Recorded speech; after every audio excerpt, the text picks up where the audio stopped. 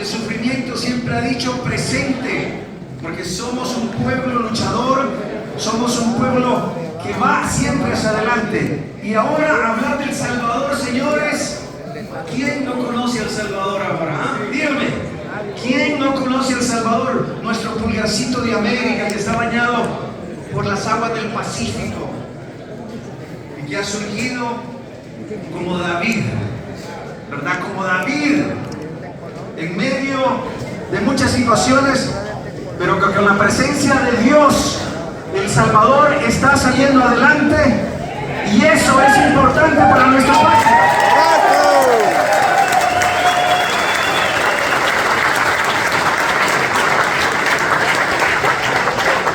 Hoy tenemos la presencia de los que ustedes eligieron ser nuestros representantes. Sí, porque son nuestros representantes, los representantes del pueblo.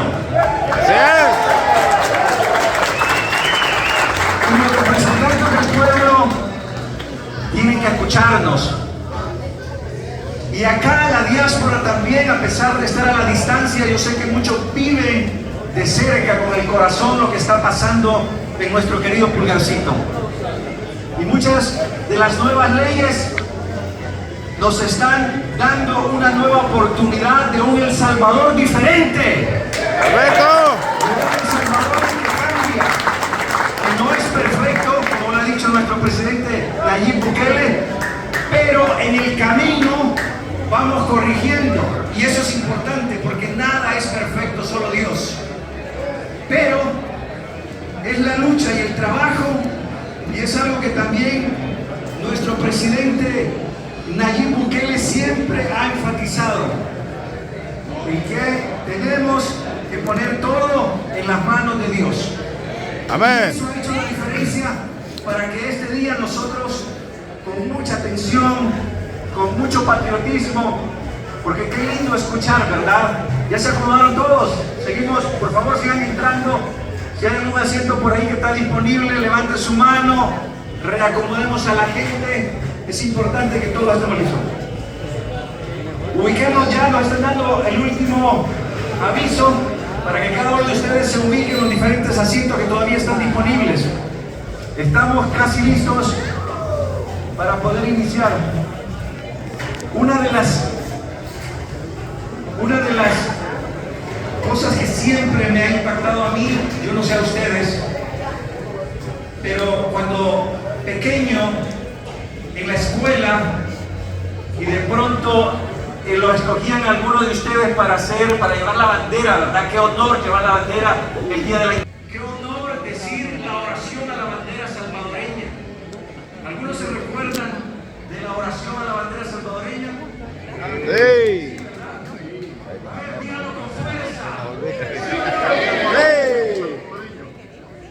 Dios te salve, Padre Sagrado. Una de las frases que retomamos: en tu seno hemos nacido y amado. ¿Se siente orgulloso de ser salvadoreño? ¡Sí!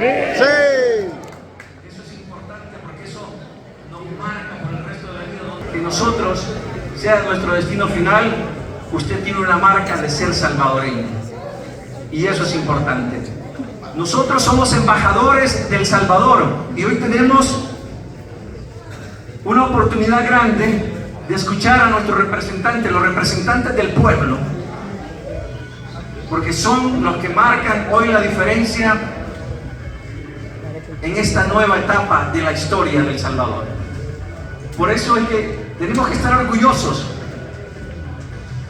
de saber que en algún momento nos apuntaron con el dedo como uno de los países con más violencia, y ahora es todo lo contrario.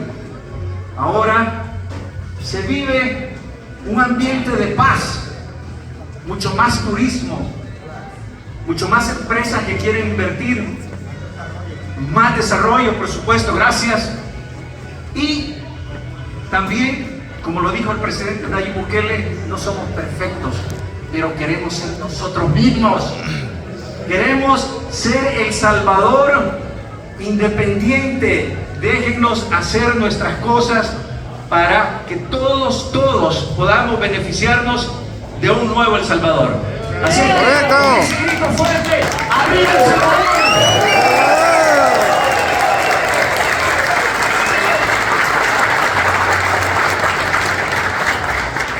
Muchas cosas han cambiado en el transcurso de los años y en estos años que el presidente Bukele ha tomado cartas en el asunto. No ha sido fácil. Acuérdense que cambiar un sistema no es fácil.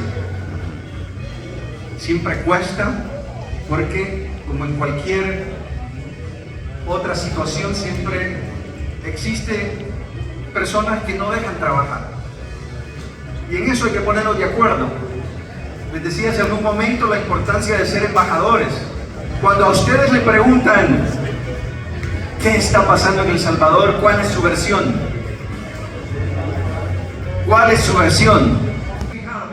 Que de pronto estoy viajando o estoy en algún lugar y me dicen, Ricardo, ¿de dónde eres? De El Salvador. Y toda la referencia es Nayib Bukele. Ah, tu presidente es grandísimo, es increíble lo que está haciendo por El Salvador. ¿No se sienten en algún momento ustedes así?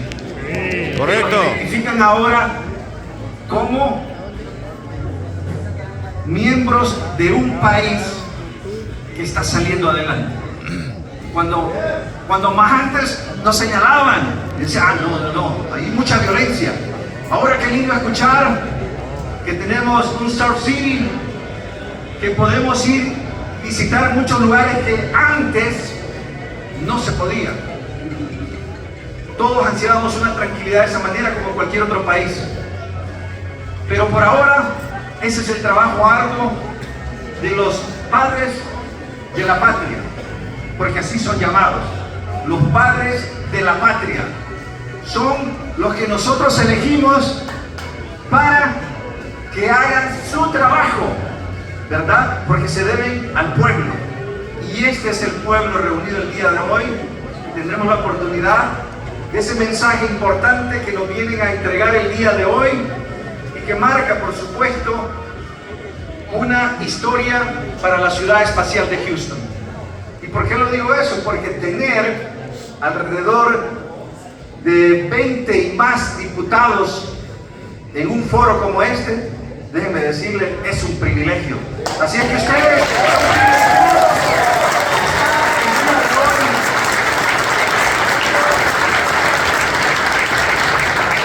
y escuchar de primera mano, ¿cuántas veces hemos visto a través de la televisión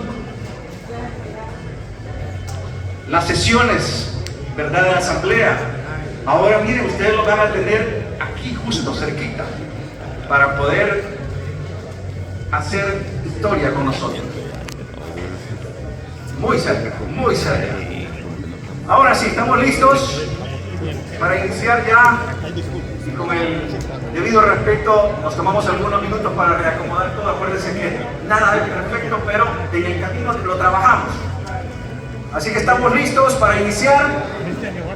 Vamos a presentar en esta tarde, como inicio de nuestra agenda, a los diputados suplentes que nos acompañan el día de hoy. Yo lo que quiero que haga cada uno de ustedes, no sé, pero en el deporte, cuando en el básquetbol presentan a los jugadores, la gente grita, ¿verdad? Y en el estadio, ¿qué es lo que hacemos? ¿Verdad? O sea, nos animamos fuertemente. ¿Por qué? Porque va a salir el equipo a la cancha. Hoy, el equipo, nuestro equipo, el equipo de los representantes del pueblo, van a salir a este foro. Así que presentamos a los diputados suplentes. Caleb Bonilla, el aplauso para él. Recibámoslo con un fuerte aplauso.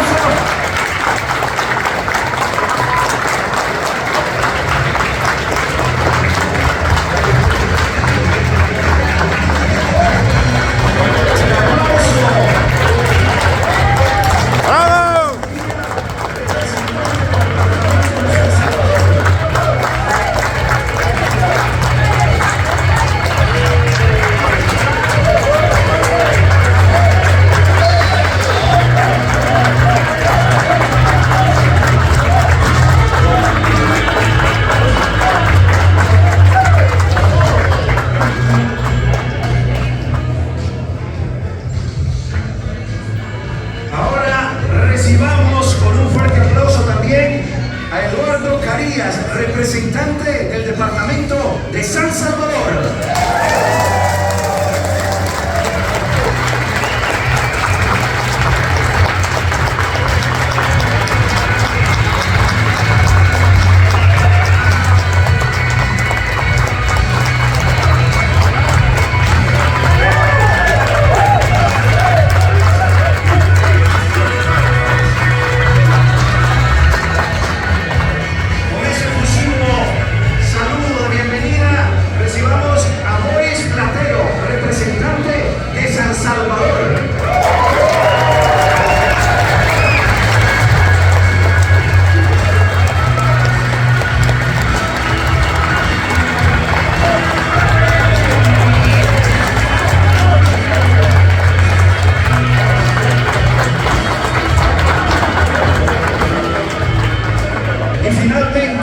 La lista de nuestros diputados suplentes, recibimos a Gabriela Alférez, representante de San Salvador.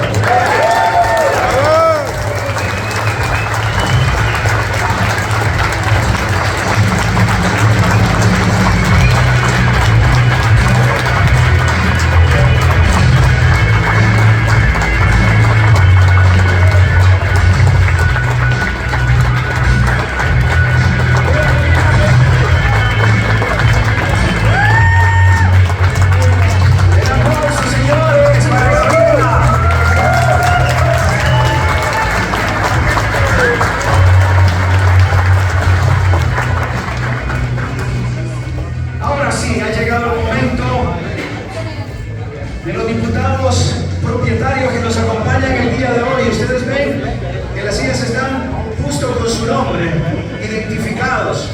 Así es que sin perder mucho tiempo, vamos a llamar a la diputada Marisela Guardado de Usulután.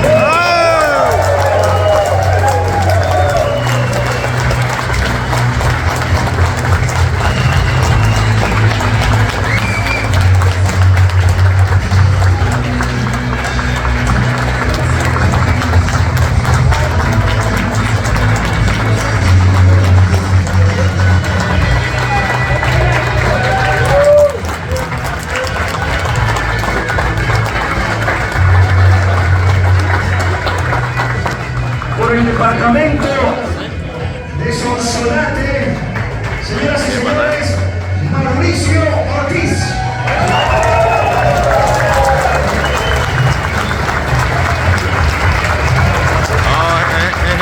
Es el bueno, el Chelito.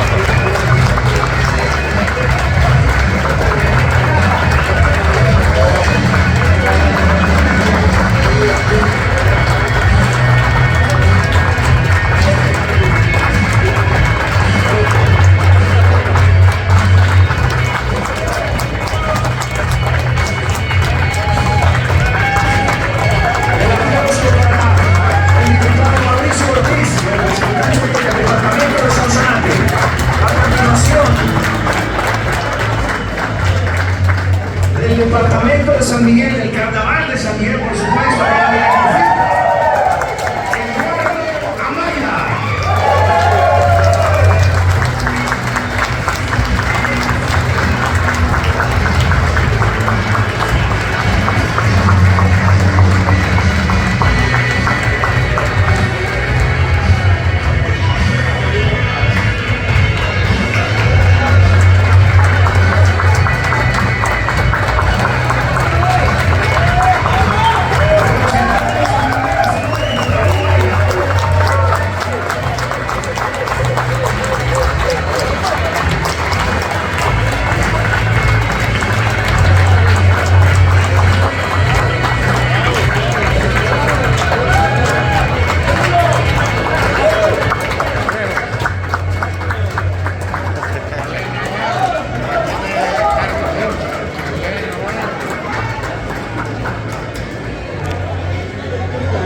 Señoras y señores, también la representación por el departamento de San Salvador, Dania González.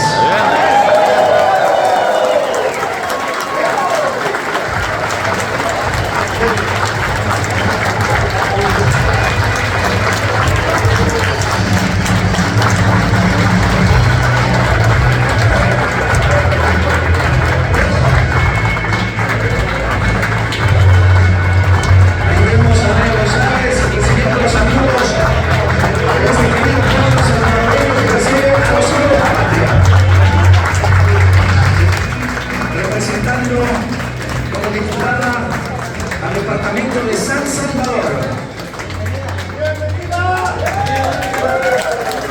Presenta el calorcito de salvadoreño recibir a sus hermanos.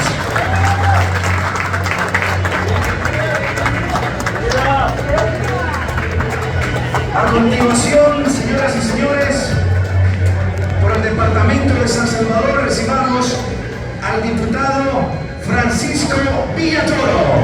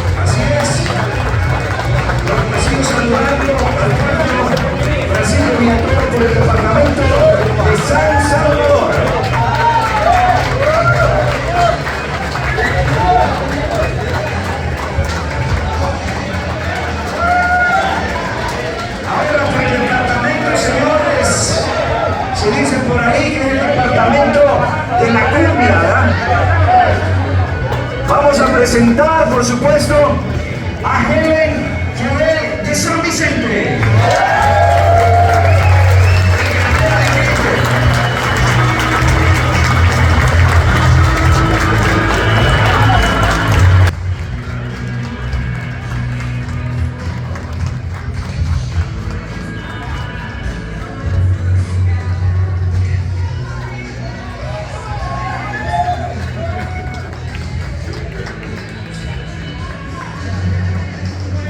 ¡Bravo!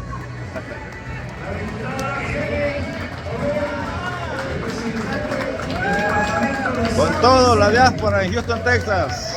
Aquí andamos.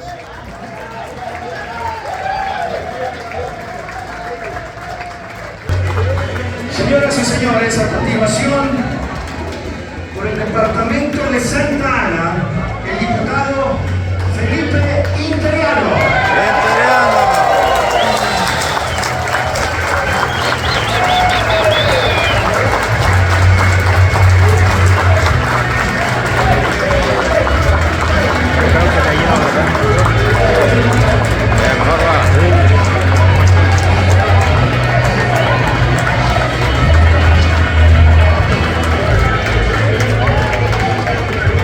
Saludando al pueblo, tomándose alguna foto para el recuerdo histórico, tener a los representantes del pueblo acá en Houston el día de hoy. ¡Felipe! Felipe Interiano. ¡Felipe!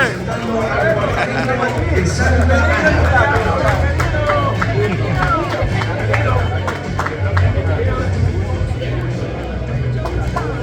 ¡Bienvenido, Felipe! La bienvenida que siente el calor y la alegría de tenerlo en casa. A continuación, recibamos a la representante diputada por el Departamento de la Libertad, Rebeca Santos. ¡Santos!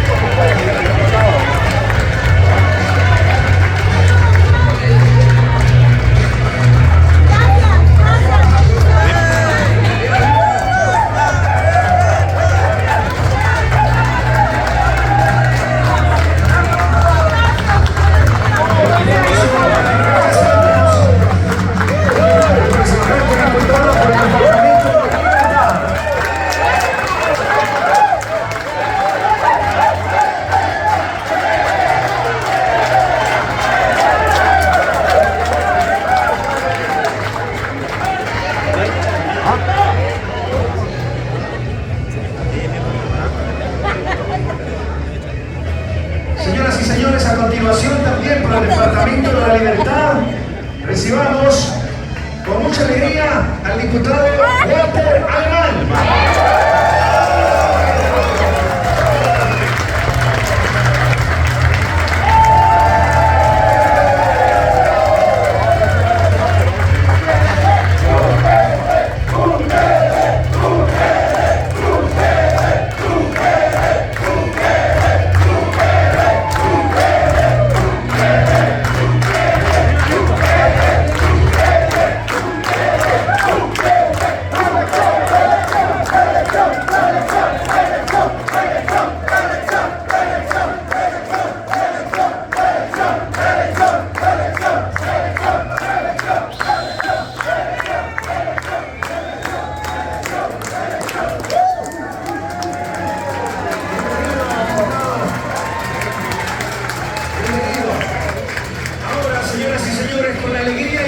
También vamos a llamar y es lo que no le gusta a la oposición, a otra cuando representante escuchan del pueblo. religión. Ella es secretaria de la Junta Directiva de la Honorable Asamblea Legislativa de El Salvador. Pero ni modo, el pueblo manda. Elisa Rosales, de representación.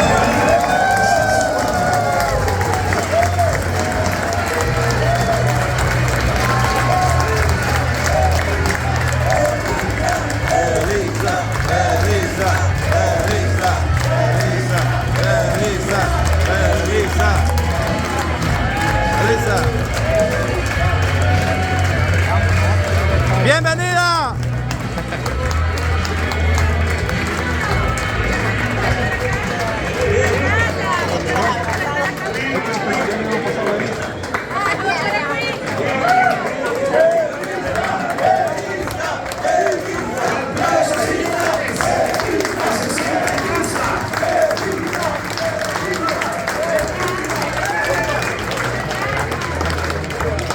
A continuación tengo el honor de presentarles a otro representante del departamento de San Miguel.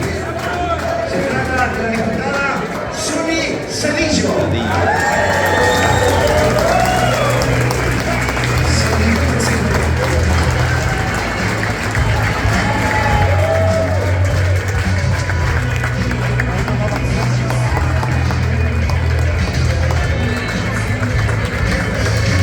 ¡Bravo!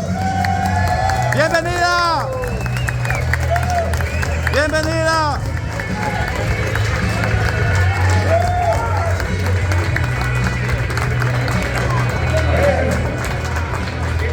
Estamos listos, estamos colocando aquí a los diputados para que estén confortables y se sientan en casa. Suni Cedillo, señores. San Miguel.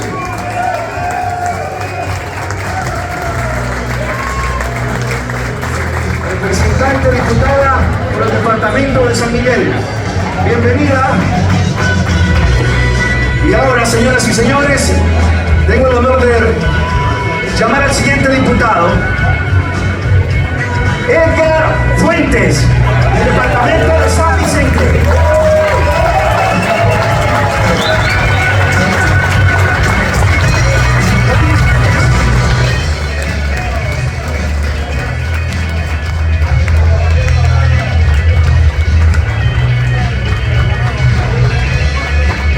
¡Bienvenido, Edgar!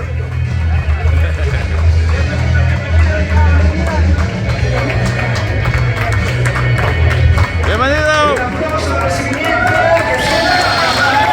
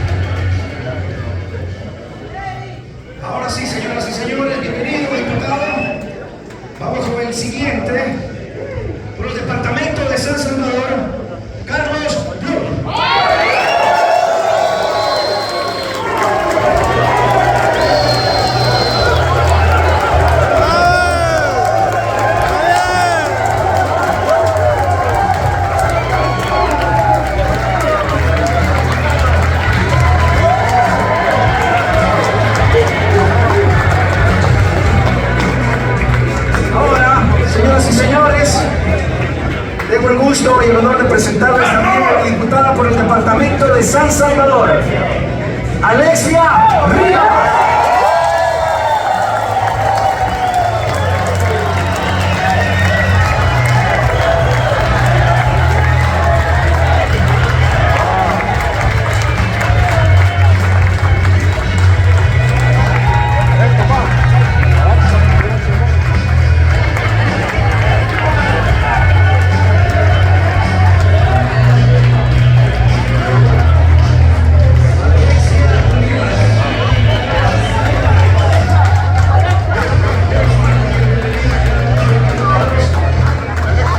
Bienvenida, Alexa.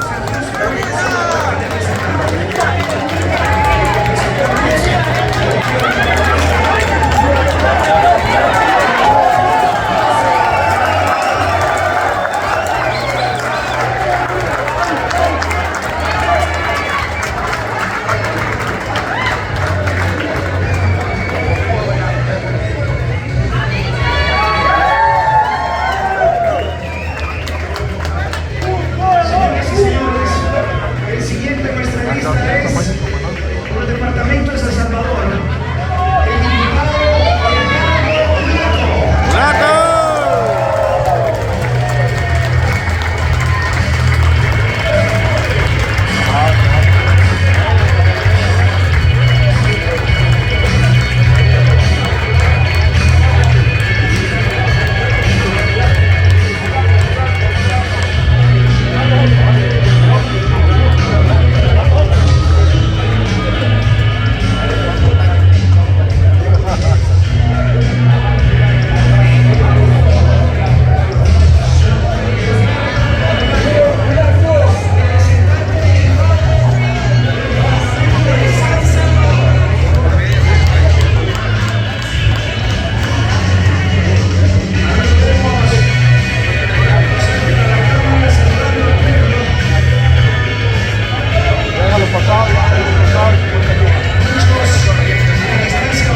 La sesión de la Asamblea a través de la televisión, de los medios, ahora los tenemos aquí presentes. Este privilegio más grande. Edgardo Nieto, representando ¡Bienvenido! ¡Bienvenido!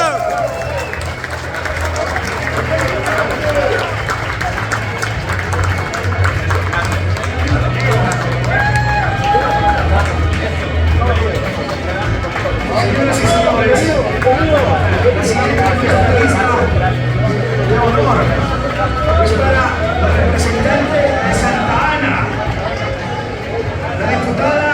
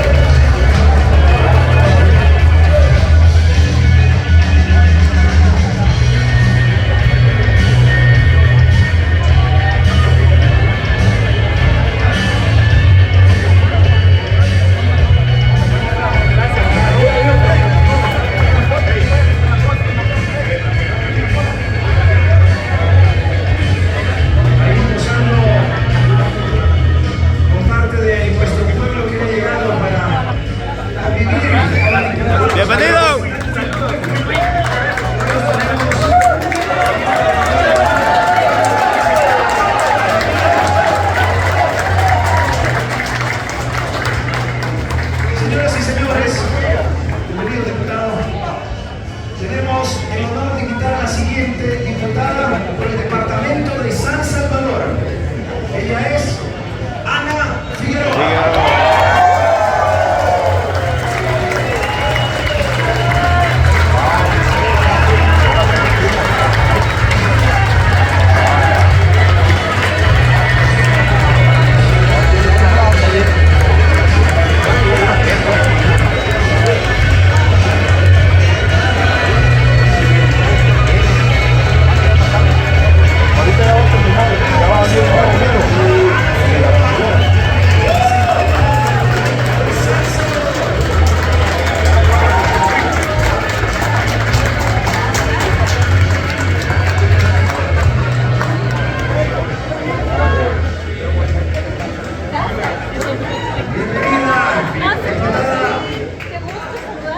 Ana Figueroa.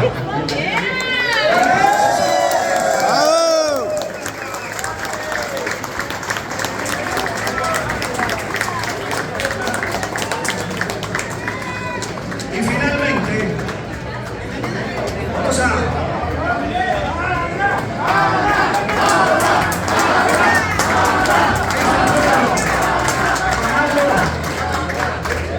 sus diputados. Ahora vamos a llamar por el departamento de San Salvador a Rubén Flores, diputado por el departamento de San Salvador.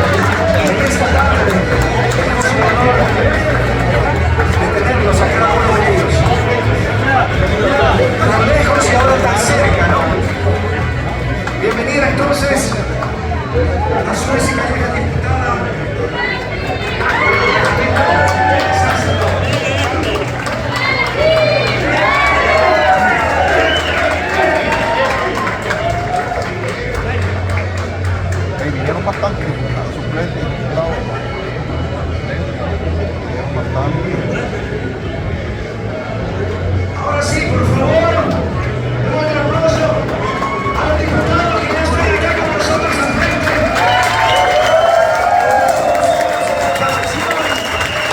Porque ahora sí, como cualquier equipo, tiene que tener un capitán, ¿verdad?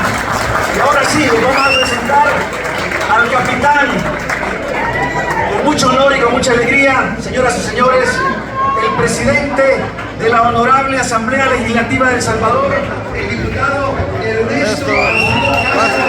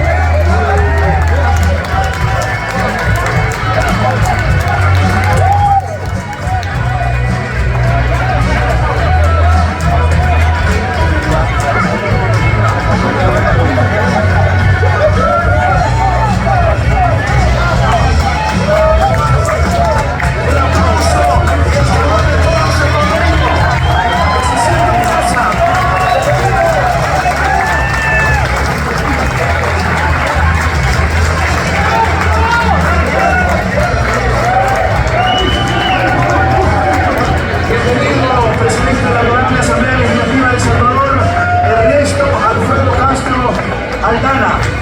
Bienvenido a Houston.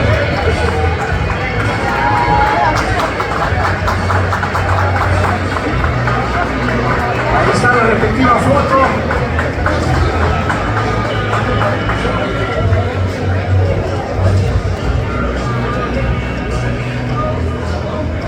Ahí está como presidente saludando a su equipo. ¡Qué lindo! ¡Un aplauso!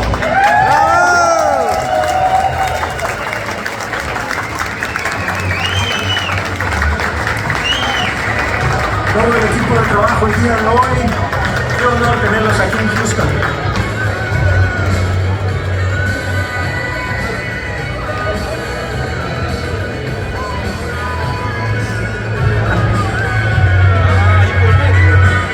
Bienvenido, presidente.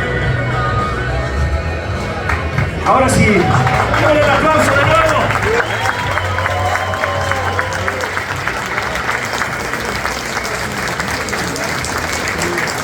Ahora sí, con mucho amor, con mucho respeto y con muchos deseos de sentir el pulgarcito de América en el exterior, les invito a cada uno de ustedes a que nos pongamos de pie, porque en este momento escucharemos las notas del solemne himno nacional de nuestro país, de nuestro querido El Salvador.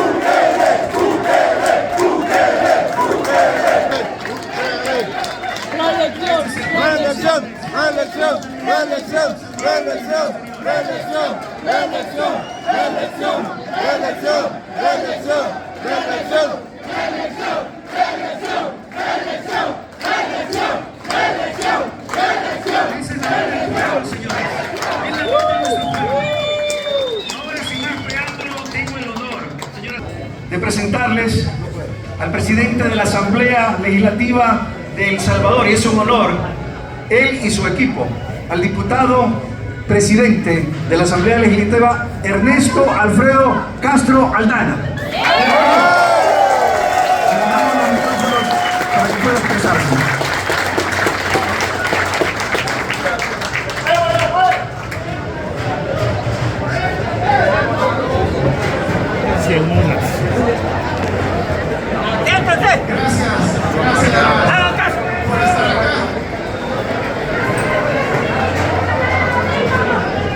Paso.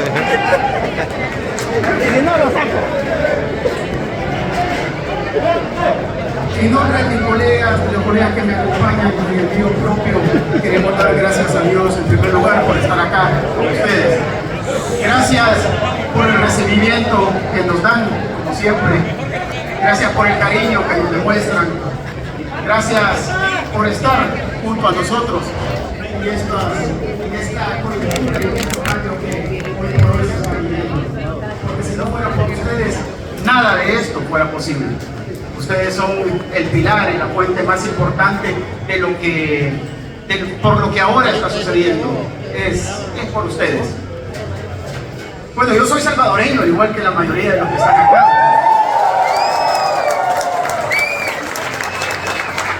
Nací en El Salvador y tengo el privilegio de vivir en El Salvador. Un país en el que, como todos ustedes saben, no nos ha sido fácil. Y no es algo que venga de los años anteriores. La misma historia a nosotros nos lo viene diciendo como país, que nunca nos ha sido fácil salir adelante. Venimos de conceptos en donde un poquito de personas siempre han dominado a un montón de personas. Y eso es lo que se ha venido repitiendo durante la historia de nuestro país, siempre. Y esto viene incluso hasta de siglos anteriores. Yo siempre hago un recuerdo histórico porque es importante que nosotros sepamos de dónde venimos. Y en nuestro país, incluso desde el siglo pasado, hay ciertas cosas que a veces como salvadoreños ignoramos, pero que están ahí en la historia de nuestro país. Y decía en el siglo pasado porque hay ciertos temitas, por ejemplo, cuando Manuel Enrique Araujo en 1911 fue presidente. Yo no sé si alguno recuerda o sabe la historia del presidente Manuel Enrique Araujo. Él fue una persona de la clase acomodada que llega a ser presidente del país y él comete un gran error. Y para algunos, un pecado. Comienza a hablar de reformas sociales, de justicia. Y por cometer ese pecado, siempre en El Salvador hay un pequeño grupo de personas que ellos son los que siempre se han creído como los dueños de la verdad, los que pueden decir qué se puede hacer y qué no se puede hacer. Y sobre todo en esas épocas cuando se hablaba de reformas sociales, se hablaba de tocarle el bolsillo, sobre todo a los terratenientes de aquella época. Entonces estaba un día el presidente Manuel Enrique Araujo, estaba siempre, me recuerda que estaba escuchando la sinfónica en lo que es ahora la Plaza Barrios, lo que es ahora la Plaza Barrios, en el centro histórico de San Salvador. Y llegan y lo mandaron a matar. Estaba sentado en una banca. Tenía 2 años de presidencia, lo dejaron solamente ser 2 años presidente. Y lo mataron en plena plaza pública, a un presidente de nuestro país. Después de esto viene una época en donde los Meléndez, Quiñones, que son apellidos rimbombantes en el país, sobre todo terratenientes, toman las presidencias y se las están cambiando uno con otro. Después viene otro de los Araujo, Arturo Araujo, y también va como presidente, y este lleva como vicepresidente a Maximiliano Hernández Martínez, al general Martínez, lo lleva como vicepresidente. Pero este Arturo Araujo vuelve otra vez a hablar de cambios. Y ese pequeño grupo de personas que siempre ha dominado, queriendo dominar nuestro país, no le vuelve a gustar también que hable de cambios. Porque en la época de los Meléndez Quiñones, pues ahí no se habló de cambios sociales. Ahí al contrario, ahí lo que se habló es que decían, bueno, de aquí hasta allá es mío, mándenme a acercar y pónganlo a mi nombre. Y así fue como se hicieron, y esa fue la historia de muchos terratenientes, incluso herederos actuales en nuestro país. Ellos no lo hicieron trabajando, ni mucho menos comprando. Ellos Ellos lo hicieron pasándole encima a la gente, a los campesinos que vivían ahí, a los que tenían sus derechos, a los que habían nacido ahí, a los que habían crecido ahí.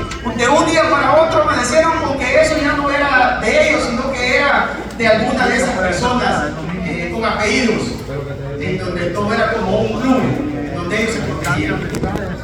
Pero cuando llegó el presidente Arturo Araujo, él comenzó a hablar otra vez de eso. Y llevaba, como les dije anteriormente, al general Martínez, famosísimo ya en la historia de nuestro país. Pues le dieron un golpe de Estado. Este grupo, pequeño grupo de salvadoreños, no le gustó esa intención de cambio, porque no estamos hablando de cambios, estamos hablando de proponer cambios. Y no les gustó, le dieron golpe de Estado y dejaron a la persona que ellos querían, que era al general Martínez. Pero en esta época, lo que debemos de entender es que las necesidades de la gente no se pueden detener con un golpe de Estado. No se pueden detener quitando o poniendo a otra persona. Y entonces las necesidades fueron creciendo. Y en esa época comenzó a convulsionar también. Se crea allí por el 1932, ya cuando el general Martínez estaba como presidente y ya le habían dado golpe de Estado a Arturo Araujo, inicia el movimiento obrero en El Salvador. Y también los campesinos comienzan a exigir lo que eran sus derechos. Pueden entender de que ahí era la necesidad de justicia lo que se estaba pidiendo desde esa época. Pues ¿cómo hacía un campesino con sus hijos? Si estaban viendo que ahí en las fincas de los terratenientes se les estaban muriendo de enfermedades que eran probablemente fáciles de salvarles la vida, pero se estaban muriendo y ellos comienzan a exigir. Pues este grupo de gente toma una decisión con nuestros campesinos y la decisión fue matarlos a todos. Son alrededor de 30,000 campesinos que registró aquella época la historia, pero nosotros estamos seguros que en realidad fueron más. De hecho, en El Salvador, todos nosotros los que estamos acá sabemos, campesinos, indígenas, los indígenas no existen, a diferencia como en Guatemala o en Honduras, que ustedes ven ahí todavía, ellos conservan mucho. ¿Y por qué no hay en El Salvador? Pues porque en el 32 mataron a todos los indígenas, que estaban pidiendo justicia, que estaban pidiendo que les devolvieran sus parcelitas, que en su momento se las habían quitado los grandes terratenientes. Eso es lo que estaban exigiendo ellos. Y la decisión de este grupo de personas que siempre ha querido dominar nuestro país fue simplemente matarlos a todos. Y se acabaron los indígenas, sobre todo en la zona de Sonsonate, de Salta, de Raúl Chamagua. Ahí, donde estaban concentrados, se los acabaron. Después de esto vino una época de recomposición social, desde que viene a lo mejor ahí por el 1969, ya en el 72, pues el país había evolucionado un poco. Y ustedes recordarán, no sé si recuerdan a José Napoleón Duarte. Duarte se lanza como candidato a la presidencia y compitiendo con el coronel Armando Molina, y compiten. Y en las elecciones, el día de las elecciones, Duarte gana las elecciones, al grado de que algunos embajadores, incluyendo el embajador en ese entonces de Estados Unidos en El Salvador, le llama a Napoleón Duarte para felicitarlo por el gane que había tenido el día de las elecciones. La sorpresa fue que al día siguiente dan los resultados, y el resultado fue que el presidente era Armando Molina. Simplemente lo sacaron y el coronel fue el presidente, porque ese grupo de gente que siempre ha querido dominar el país tomó la decisión de que no les convenía que fuera Duarte, sino que iniciaran formalmente una nueva etapa los militares en el poder.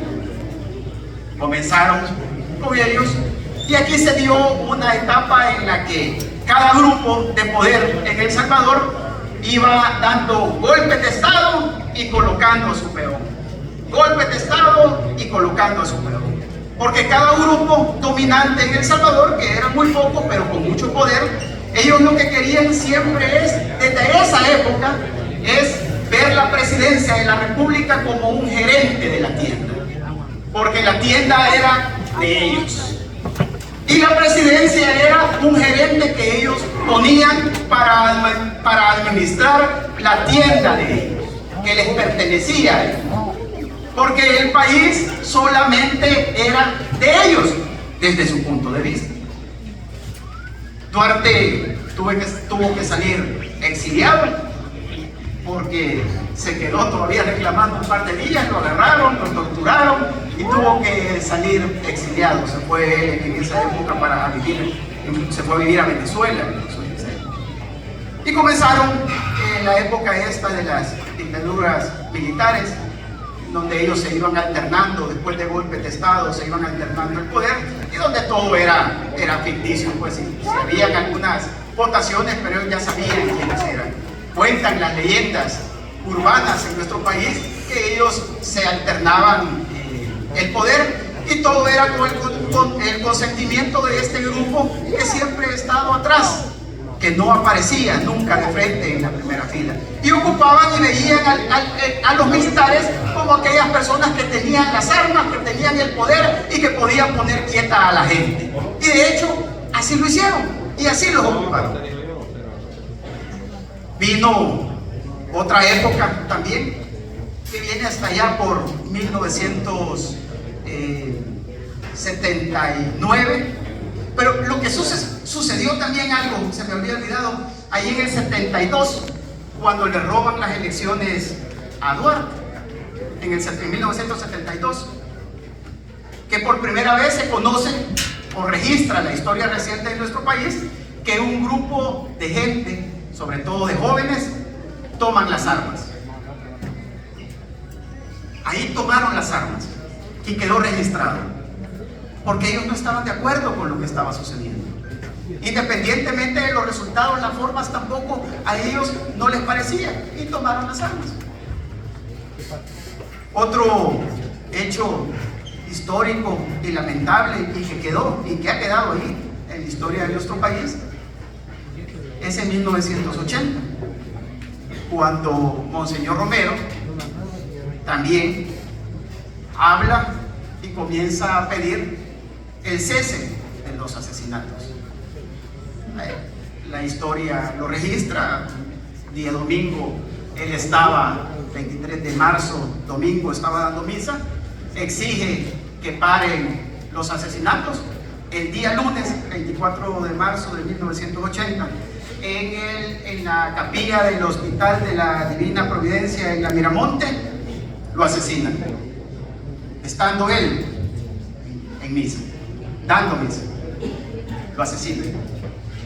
Y ahí es un hecho que podría quedar registrado desde mi punto de vista también como que oficialmente inicia la guerra civil en nuestro país. Recordarán muchos de ustedes el entierro de Monseñor Romero en Catedral, en donde la mayoría de personas, y para el que todavía no lo sabe o no lo conoce, que lo busque ahí en algún video o algún reportaje que habrá en las redes sociales hoy por hoy, y se ve la gente que asiste al entierro de Monseñor Romero, y en un punto del entierro comienzan a disparar de todos los edificios alrededor, de muchos edificios alrededor, de los techos, comienzan a dispararle a la gente. Y la gente que estaba ahí era gente pobre, era gente del pueblo, eran hombres, mujeres, niños, que simplemente los mataron porque no estaban de acuerdo con esa manera de pensar, porque había un grupo de gente que no querían que les cambiaran su manera de cómo ellos vivían, sus privilegios. Y como decía anteriormente, el problema con ellos es que sociales era tocarlos a ellos, era tocarle lo que ellos siempre pensaron que les pertenecía. Y ahí se dan dos fenómenos, pero ya bien marcados, que inicia la guerra de aquellos jóvenes que en el 72 habían agarrado las armas. Inicia la guerra en el 80, formalmente la guerra civil, pero también se da otro fenómeno, ya un poco más marcado. Yo recuerdo, yo nací, crecí y viví buena parte de mi vida en el barrio La Vega, en San Jacinto, en San Salvador. Y era a pesar de todas las limitaciones y todo, pero para nosotros era bonito, porque cuando uno está con su familia es un mundo. Y yo era un niño y para mí era mi mundo. Mi abuela paterna, la mamá de mi papá, vivía también, todos vivíamos ahí. Vivía mi abuela, mi abuelo por parte de papá, a 3 casas vivía mi abuela y mi abuelo por parte de mi mamá. Vivíamos en 2 casas pequeñitas que tenía una característica, que por la parte de atrás estaban unidas, o sea, no había un muro. Entonces yo era el niño más feliz del mundo. Ahí no existían, obviamente habían un montón de limitaciones, pues, y habían un montón de problemas, pero cuando yo estaba con mi familia, son los mejores recuerdos que yo puedo tener en mi vida, que quedaron ahí marcados. Y recuerdo de algo que sucedió ahí. Un día había un revuelo, había problemas, unos corrían por otro lado, mi abuela lloraba, mi mamá, porque vivíamos con mis tíos, pues, o sea, los hermanos de mi mamá también, jóvenes, tres hombres, 3 varones, y a uno de ellos se lo habían llevado a la Policía Nacional, al Castillo. Y ya se sabía que cuando alguien entraba ahí ya no salía. Ya no salía, simplemente eran épocas en las que simplemente desaparecían a la gente. Fue un momento bien complicado que yo recuerdo a pesar de mi corta edad y que me quedó marcado. Luego de eso, gracias a Dios, lograron que lo soltaran a mi tío. Mi tío es muy joven. Lo soltaron, regresó a la casa y a los días yo vi que mis 3 tíos, junto con mis abuelos, estaban arreglando un par de maletines con algunas camisas, pantalones y algunas cosas, y se venían para Estados Unidos. La guerra comenzó a expulsar gente, a los buenos salvadoreños que vivían en el país, porque uno puede soportar cualquier cosa, problemas, limitaciones, pero cuando ya es tu vida la que está en juego, ahí hay que salir corriendo. Y así salieron corriendo un montón de gente. Desde el 72 pues la cosa había iniciado, pero ya en el 80 era de agarrar las cosas y salir corriendo, no importaba cómo fuera. Y ahí no era un tema de que si tenemos papeles o no tenemos papeles, o que si tenemos visa o no tenemos visa, tenemos que irnos ahora. Y salieron corriendo. Y con eso se dio un fenómeno también que afectó mucho a nuestro país.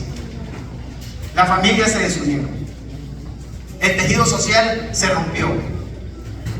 Y se lo digo yo como testimonio, que esos recuerdos que yo tenía en mi infancia, ya el no ver a mi abuela, el no ver a mis abuelos, el no ver a mis tíos, el ver a mi mamá preocupada, no sé cuánto tiempo, no recuerdo cuánto tiempo se tardaron en venir. Y ahora, ya cuando he tenido yo la oportunidad de hablar con ellos, ya como adulto, y que me contaran la forma y cómo fue que vinieron a este país, que les abrió los brazos y que los acogió también. Pero la forma en cómo ellos vinieron, a mí me da escalofrío, pues, ver todo lo que tuvieron que pasar para venir acá. Ahora ellos hicieron su vida acá, al igual que muchísimos seguramente de los que están acá. Mi abuela ya murió hace un par de años, murió acá y está enterrada acá, está en California. Vivió prácticamente la mitad de su vida acá. Yo la pude venir a ver un par de veces y compartir, y ella también pude ver, pero nunca fue lo mismo. Y eso fue lo que le sucedió también a nuestra comunidad, a nuestro país. Pero la guerra comenzó a afectarnos cada vez más. No solo por eso, por el que el tejido social se rompió y las familias, madres y padres, tuvieron que dejar a sus hijos ahí en El Salvador, porque no había opción. Es que no era un tema de si quería o no quería, no había opción por el país que nosotros teníamos en ese momento. Los procesos siguieron, continuaron. Nos enfrascamos en una guerra civil absurda. Nos vendieron de que había dos bandos, el bueno y el malo. Pero ¿cuáles eran los parámetros para ser malo o para ser bueno? Todo era desde el punto de vista de donde estuviéramos. Si la gente que fueron y asesinaron de una manera cobarde en el Mozote, ¿cómo iban a estar en el bando de la derecha? Si asesinaron niños, asesinaron mujeres embarazadas, ¿cómo les podíamos hablar a ellos de derecha? ¿Cómo les podíamos hablar a ellos de izquierda? ¿Y cómo podíamos hablarle a la gente en donde la guerrilla entraba y asesinaba y descabezaba a la gente? ¿Cómo les hablábamos a ellos de izquierdas y de derechas? Si ellos habían sido afectados, porque fue una guerra civil en donde nos matamos salvadoreños contra salvadoreños. Y ambos bandos, cuando uno se pone a pensar, cuando nos ponemos a revisar, todos eran gente del pueblo, tanto del ejército como de la guerrilla. Si es que allí no estaban los apellidos rimbombantes como coroneles en el frente de batalla. No estaban allí. Era el pueblo el que mandaban a un bando o a otro bando. En esa época, Napoleón Duarte regresa del exilio, después de un periodo de juntas revolucionarias de gobierno, si ustedes recordarán, y proponen una vez más elecciones, y él se postula otra vez más para presidente y gana la presidencia.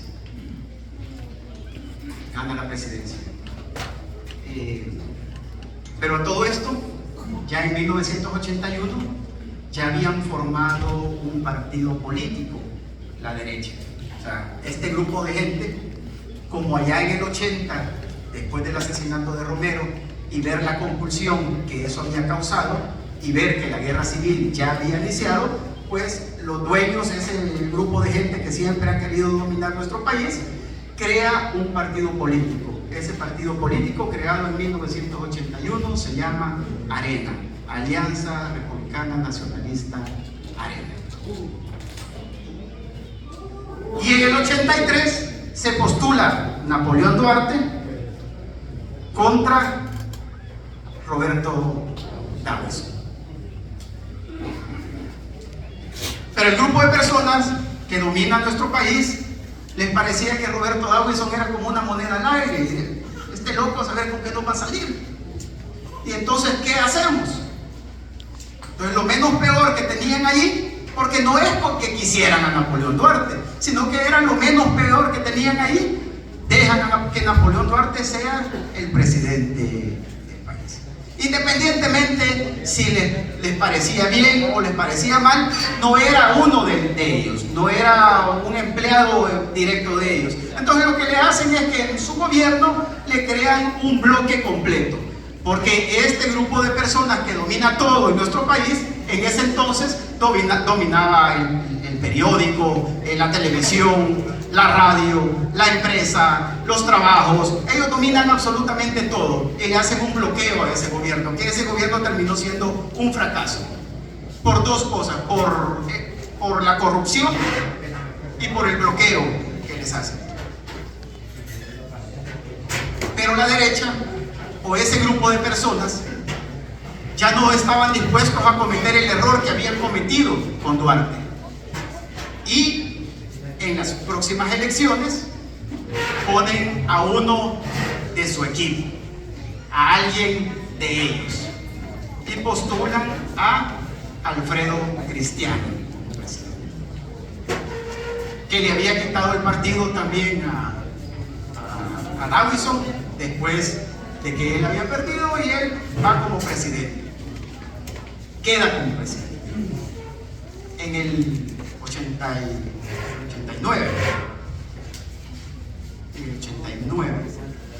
Ese mismo año, yo creo de que ellos tomaban posesión los mismos meses como ahora, que es ahí por junio. Ustedes se recordarán, en el 89 él toma posesión, y en noviembre del 89 la guerrilla lanza su ofensiva final hasta el tope. Y esta ofensiva tiene algo en particular, que la guerra ya no estaba ya en Anamorós, en Estanzuela, en Morazán, en Unión, en San Miguel, que fue una de las partes más afectadas, sino que la guerra llega a la colonia Escalón, a la colonia San Benito, a la Miramonte, a la colonia San Francisco, y allí llega la guerra. Y entonces este grupo de personas, que siempre ellos han tomado la decisión que mientras los muertos no estén cerca mío, pues no importa, que mantenga el pueblo. Sí, de todos modos, es el destino del pobre, pues. ¿Qué vamos a hacer? Pero llegó y la guerra entró a sus colonias. Y entonces ellos, aquella pantomima que Duarte había hecho allá en La Palma, en Chalatenango, con iniciar esos diálogos y conversaciones para la paz, que fueron un fracaso, pues no prosperaron, porque este grupo de personas no les había dado el aval a ellos. Obliga a Cristiani a negociar la paz. Y digo aquí porque es la paz entre comillas, porque ellos en realidad no estaban negociando una paz para el país. Ellos estaban negociando un fin de la guerra civil, porque ellos necesitaban por sus intereses que la guerra acabara. Ellos transaron, ellos no llegaron a acuerdos, ellos hicieron un trance para repartirse el pastel. En diciembre de 1991, de hecho el 31 de diciembre de 1991, todos estábamos pendientes en El Salvador, y seguramente muchos de los que ya estaban acá nos dieron una gran noticia, que habían llegado a un acuerdo por la paz, que nos puso muy contentos y muy felices a la mayoría de salvadoreños. Y el 16 de enero del 92, en México, en el castillo de Chapultepec, se firmó los acuerdos de paz. Y con los acuerdos de paz suceden algunas cosas de ese trance que hicieron ahí. Uno, aquellos gerentes, aquellos caporales, porque así lo veían, que este grupo de personas que siempre dominó el país tenían, llamados los militares, los vendieron a la Fuerza Armada. Dijeron, les entregamos la Fuerza Armada y ahí háganles lo que quieran.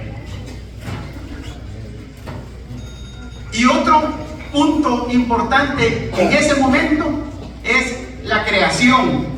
Los guerrilleros bajan de las montañas, ponen las armas y le dan un espacio en la vida política de El Salvador. Y se crea el partido FMLN ya como una fuerza y opción política en nuestro país. Pero en realidad crearon la Policía Nacional Civil, crearon algunas instituciones ahí, que en realidad todo era un sistema para cuidar los intereses de ellos. ¿Y por qué les estoy diciendo eso? Porque en realidad el plan era que ya no les siguiera afectando el bolsillo a ellos, a esta clase que siempre quiso dominar nuestro país. Y ellos aprovecharon el momento. ¿Saben cómo lo aprovecharon? Por ejemplo, la banca era nacional, los bancos. Ustedes se imaginan el negocio que es el banco. Todos sabemos lo que es el negocio, todos tenemos un préstamo, todos tenemos alguna dependencia con algún banco. Entonces la banca, que era nacional, la sacaron a la venta. Ellos crearon un grupo entre conocidos, entre amigos, e hicieron que la misma banca les prestara el dinero para comprar el banco.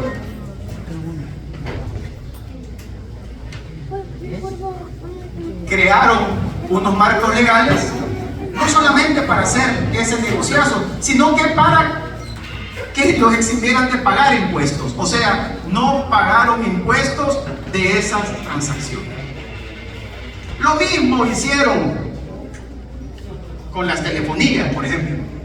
Negociazo. Pusieron Antel a la venta y ellos mismos los compraron con préstamos que les daba el mismo Estado. O sea, sin tener, no, redondo, ¿verdad? Sin tener pisto en mi bolsa, sin invertir nada, sin arriesgar nada. O sea, todo fue redondo para ellos, porque a ellos siempre lo que les ha gustado es hacer una camisa, pero que esté siempre a la talla y que se ajuste la talla de ellos. Yo soy una persona que creo en la empresa privada, en la inversión, en lo que genera eso, en la generación de empleos, pero siempre y cuando compitamos con igualdad de condiciones. Pero nosotros siempre habíamos tenido un país en donde los millonarios fueron millonarios, pero porque tenían el trance de su lado. No es porque se levantaban a las 5 de la mañana a echar riata y arriesgaban y que esto y que lo otro, no. Se repartían. Vos vas a vender todos los carros, vos vas a vender todos los bienes y raíces, vos vas a vender, vos te vas a meter en los hoteles y en el turismo, y así se repartieron todo.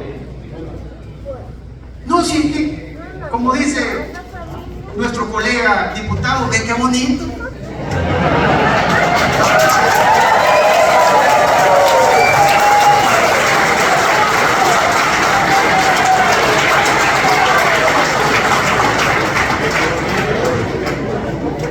No, sí, que sí es chivo.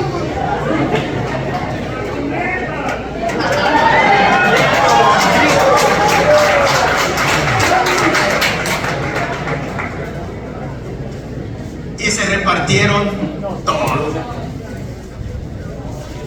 El FMLN, como todos ustedes lo saben, pues comandantes que habían bajado de la montaña, que habían pasado años bajo la lluvia, bajo el sol, repartiéndose una tortilla entre 4, viendo a sus heridos, viendo a sus colegas, a sus compañeros que a lo mejor habían agonizado a la par de ellos, aquellos que iniciaron un proyecto por justicia social y por progresos y por pelear por la gente pobre de nuestro país y las más necesitadas, de repente estaban con saco y corbata en una oficina con aire acondicionado.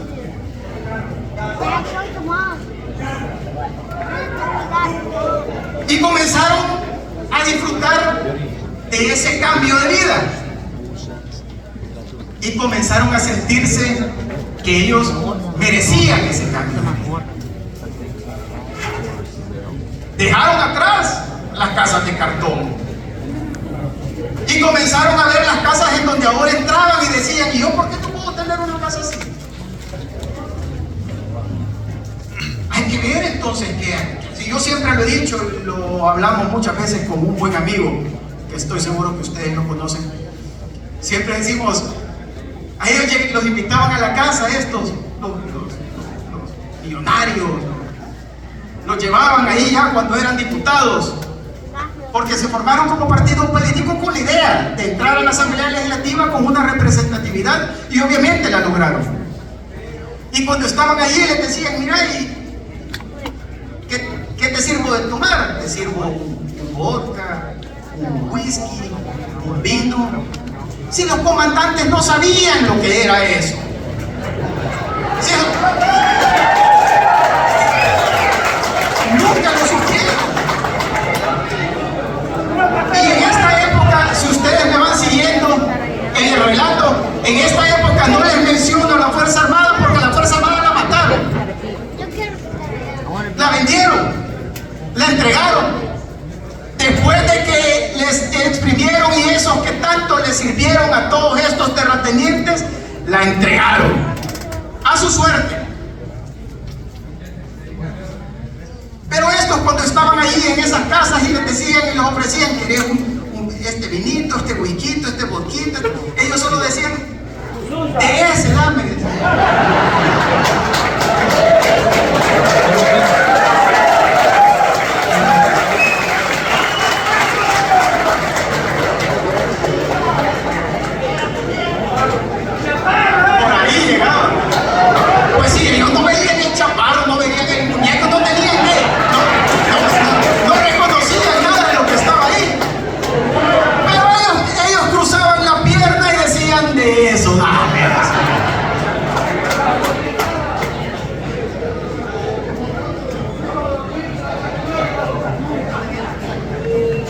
Pero y aquellos jóvenes que en el 72 tomaron las armas.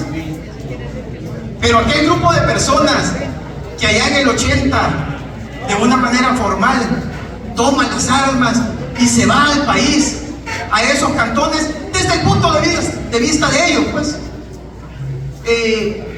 clamando justicia. ¿Qué había pasado?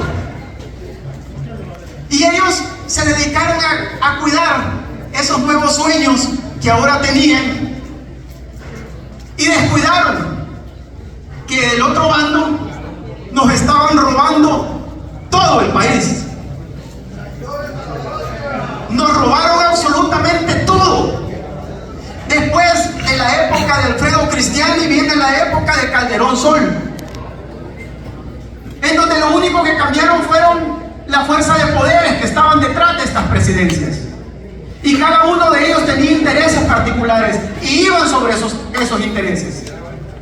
Y dentro de la Asamblea Legislativa ellos hacían todo y todos los marcos legales para que incluso lo que ellos estaban haciendo, el robo que ellos le estaban haciendo a nuestro país, no tuviera ningún problema, según ellos.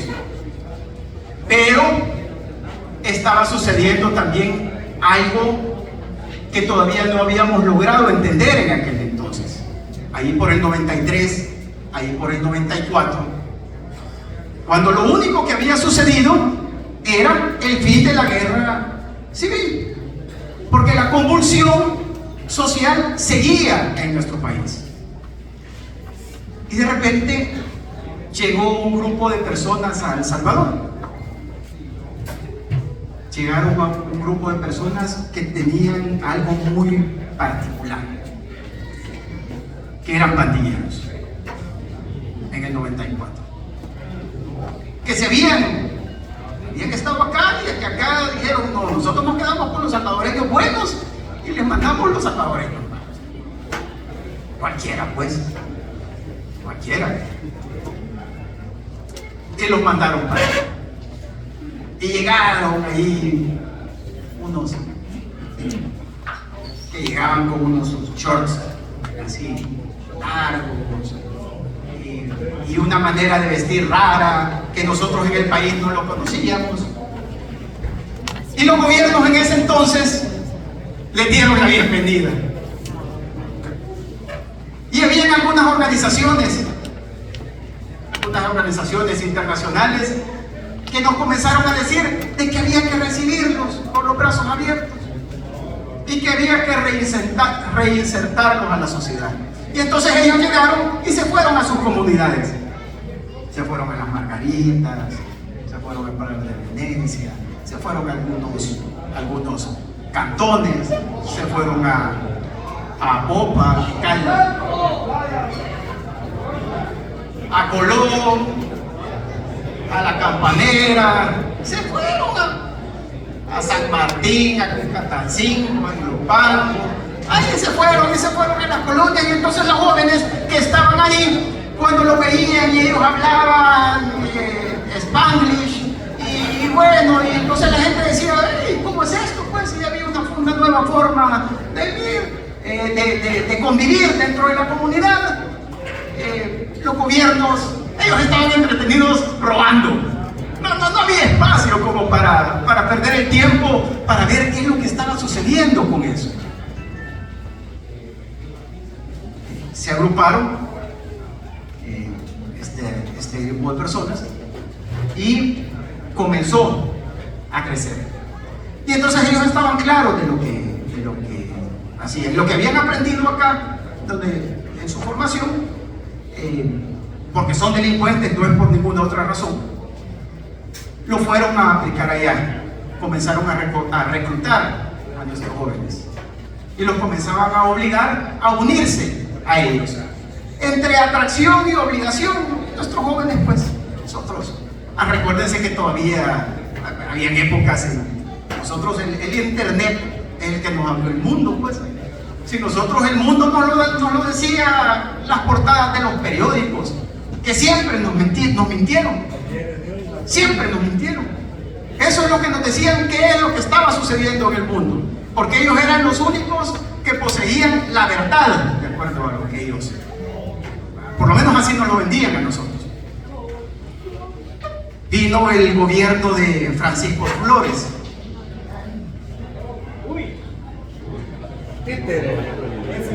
Bueno, que se hizo famoso porque él llegó a la Asamblea Legislativa a decirle a los diputados de esa época: sí, robamos, les dijo. Es más, el dinero yo en unos saquitos se los daba y se los mandaba a cada uno de ellos. ¿Cuál es el problema? Pues les dijo él. Sí, hay gente que cree que todo eso pues nadie lo vio, o sea, hay gente que piensa que todavía está vivo. Así dicen mucho.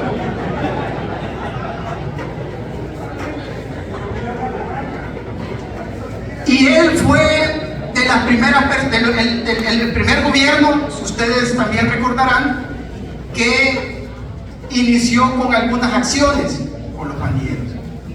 Llegaba, montaba un escenario, daba conferencias y después se iban. Hacían una redada ahí en la colonia donde llegaban, agarraban a unos pandilleros, a los más tatuados, y los agarraban, les tomaban una foto y después se iban. Y dejaban a la gente otra vez sola. Vino el gobierno de Tony Saca. Y esto sí, ¿verdad? Esto sí dijeron, vaya, todas las malas mañas de los 3 gobiernos anteriores, nosotros las vamos a corregir y las vamos a aumentar. No, estos 3 son pichones, dijeron. No, nosotros les vamos a enseñar lo que es robar. Y se dieron gusto. No, o sea, eso no hay que enseñarle. Esos nacen ladrones. Nacen para ladrones.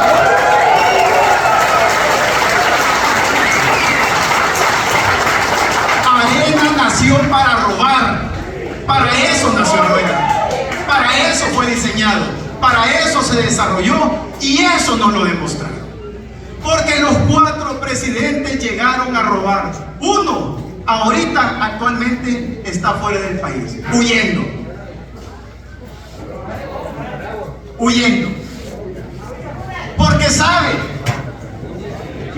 Porque saben lo que han hecho. Calderón Sol murió. Paco Flores, asumamos que murió, pero murió en un proceso legal. Y Tony Saca está guardado por ladrón. Y en eso vino el pueblo salvadoreño ya estaba cansado, porque nosotros estábamos cansados por el hecho de que cada vez nos mentían, nos decepcionaban, nos mentían, nos decepcionaban, y así nos tuvieron durante 20 años. Había la necesidad de un cambio, había la necesidad de quitar a estas personas que ya el pueblo salvadoreño ya no lo aguantaba, pues. Y el país dio una opción en el 2009, cuando Mauricio Funes se postula para presidente. Y para mí, y estoy seguro que para muchos de los salvadoreños, Mauricio Funes, esa piltrafa de Mauricio Funes, ha sido la decepción más grande que hemos tenido en nuestro país. Y estoy seguro que eso va a quedar en la historia, porque con los areneros ya sabíamos que eran ladrones. Pero Mauricio Funes vendió un cambio. Y desde que él llegó, sí, el único cambio en realidad tangible fue el de la Michi.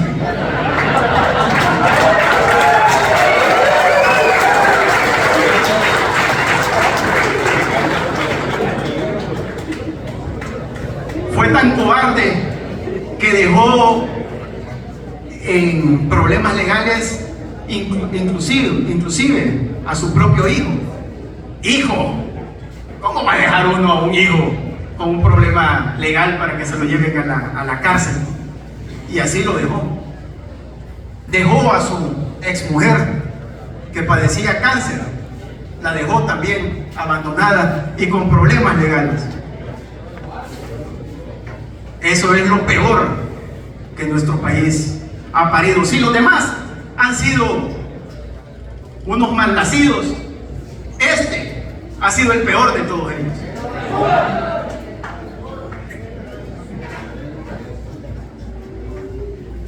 Yo tenía un amigo que lo conocía ya por el 2003, 2002, 2003, hace 20, 21 años lo conocí.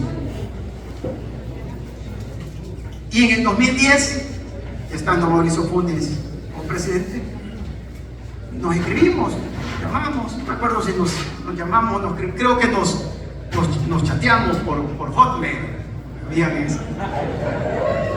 Y me dice, ya ni me acordaba, y me dice, mira, ¿qué estás haciendo? Ah, por aquí, le digo, estoy dando unas vueltas. Mira, me dijo, venite a mi oficina. Me dice, vaya pues, y llego a la oficina, era un día en la tarde, el día de la semana no lo recuerdo, pero sí recuerdo que era en la tarde. Llegamos, nos sentamos y dije, vamos a platicar como muchas veces lo hacemos. Y le digo, mira, ¿y qué onda? Y me dice, mira, ¿y vos cómo estás? Me dice, bien, le digo, mira, te quiero contar algo. Me dice, ajá,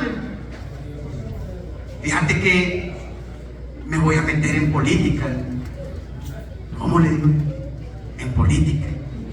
¿Para qué te vas a meter en política? Le digo yo, ¿y eso? ¿Cómo es eso? Le digo yo, explícame.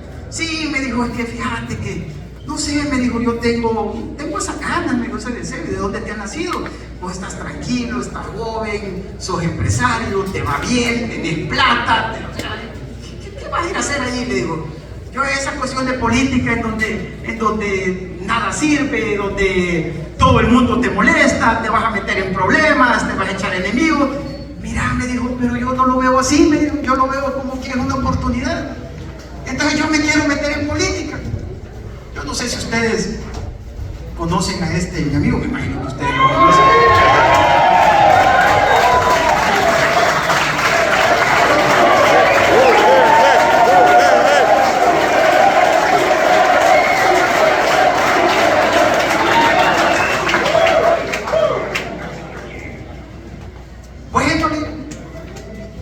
Si eso lo he decidido, vaya, qué bueno. No, pero mira, me dijo, no solamente era para contarte, me dijo, el que me voy a meter.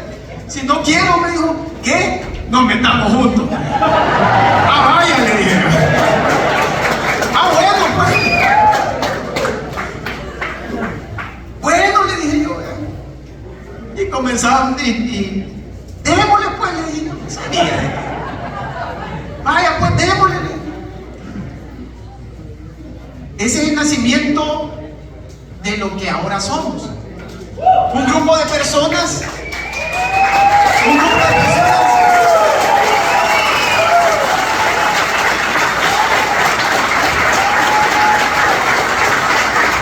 Un grupo de personas que no teníamos nada que ver con la política. No era de aquellos que cuando estás en el kinder te preguntan, ¿y usted qué quiere ser? Yo quiero ser bombero, yo quiero ser policía, pero ahí nadie dice, yo quiero ser diputado. Nadie dice eso. Más en países como los nuestros, diputado, por Dios. Si es que cuando vos veías era de este es ladrón, este es más ladrón, este es más ladrón, este es más ladrón.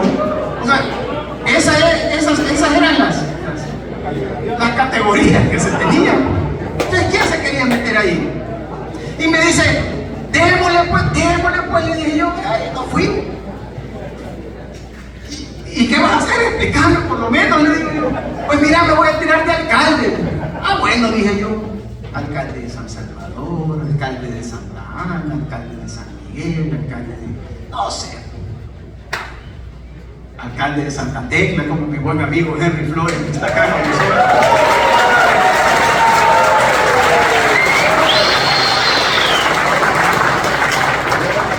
Bueno, pues mira, me dijo, me voy a tirar por Nuevo Cuscatlán.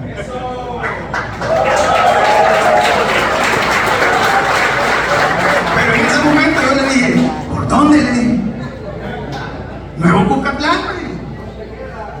Ah, vaya, le dije.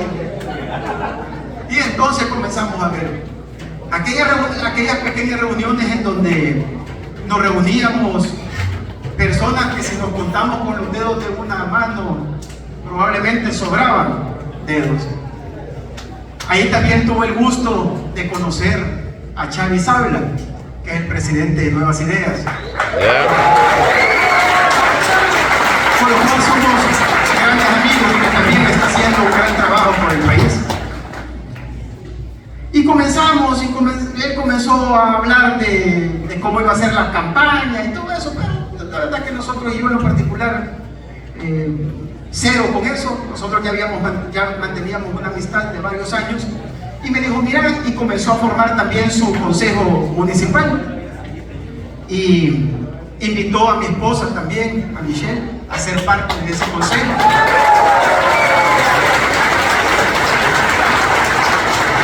Michelle siempre cuenta eso, que nosotros fuimos a cenar los cuatro, también con Gabriela, nuestra primera dama, quien queremos mucho.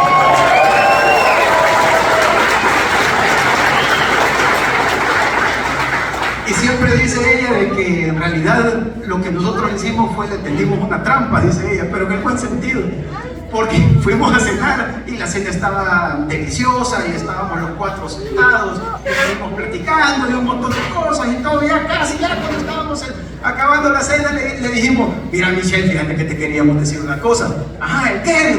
Y ella feliz, que había terminado la cena y todo delicioso. ¿El qué? Fíjate que vas a ser la próxima concejal de Nuevo Cuscatlán. ¿El qué? No, dijo. Vas a ser la próxima concejal, así que a partir de mañana vamos a comenzar a sacar las cosas legales que se necesitan, la solvencia. Y se quedó bueno. Y yo sí recuerdo algo que Michelle dijo así. No sé si le dijo en la cena o si no, por lo menos me lo dijo a mí. Mira, me dijo, la única razón por la cual yo voy a aceptarle es porque yo confío en Nachib. Yo confío en él. Y aceptó y se formó. Y comenzamos con aquella primera campaña en Nuevo Cuscatlán. Y esa campaña en donde nos reuníamos en la casa, en mi casa, en la casa de Gabriela, en la casa del doctor Bukele, del papá de Nayib. Ellos todavía eran novios, entonces nos reuníamos en casa de ellos para hacer las ideas de campaña y todo. Y eso, yo siempre cuento eso, una de las cosas que a mí también me fue marcando fue cuando él dijo de que quería hacer una campaña diferente. Ustedes saben, y por lo menos en nuestro país, los políticos lo que hacen es salen en época de campaña a hablar con la gente, sobre todo con la gente más necesitada, y ellos juegan con las necesidades de la gente. ellos llegan y le dicen, ellos siempre han visto que la casa de esas personas se están cayendo, pero en campaña tras campaña llegan a decirle a la gente, esta casa yo te la voy a arreglar. Y las necesidades de la gente son tan grandes y no tienen más opciones que creerles. Ellos siempre le han apostado a tener un pueblo necesitado, porque esa es la materia prima que ellos siempre han tenido para eso. Y en las campañas ellos andaban regalando siempre delantales, guacales, plástico, literalmente escoba. Y no solamente regalaban la escoba, sino que se tomaban fotos con la escoba, con el gran favor que estaban haciendo, porque ellos siempre han visto así a la gente. Miren el favor que nosotros, los dioses del Olimpo, venimos aquí a hacerles a ustedes, humanos. Denos gracias, porque nos hemos acordado de ustedes y les hemos traído esa escoba. Eso es lo que hacían los políticos en nuestro país. Ellos necesitaban que en el invierno las casas estuvieran cayendo chorros de agua de los techos, que le cayeran al abuelo, a la abuelita que estuviera enferma, a los niños que estaban ahí. Porque ellos necesitaban llegar con un pedazo de plástico y decir, tenga, póngalo. Ellos siempre han necesitado de eso. Y dicen allí, en campaña, pongamos una clínica. ¿Cómo le digo? Una clínica. ¿Pero por qué una clínica? Bueno, digo, porque en lo que estamos acá, en Nuevo Cucatlán, de donde es nuestra diputada Rebeca Santos, todavía